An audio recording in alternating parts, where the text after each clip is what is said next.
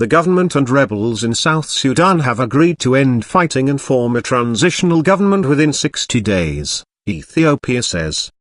The regional IGAD bloc, mediating the conflict, has threatened sanctions if they fail to abide by the agreement.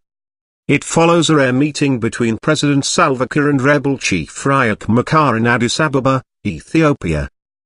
Previous deals to end the violence have been broken by both sides, compounding the worsening humanitarian crisis. Thousands have now died in the conflict that started as a political dispute between Mr. Kiir and Mr. Machar, his sacked deputy, but escalated into ethnic violence. More than 1 million people have fled their homes since fighting erupted last December.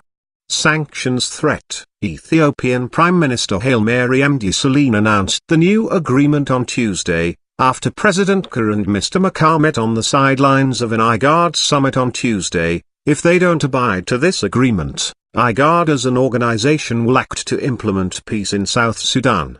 On that, we have different options including sanctions and other punitive actions as well, he said. There has been a growing tendency to continue with the war, he added, criticizing both sides for breaking a previous ceasefire agreed on 9 May. It is the first time South Sudan's neighbors have issued such a warning, reflecting a growing frustration with the South Sudanese leaders, correspondents say. The US has already imposed sanctions on both sides of the conflict, singling out commanders loyal to both President Kiir and Riek Machar.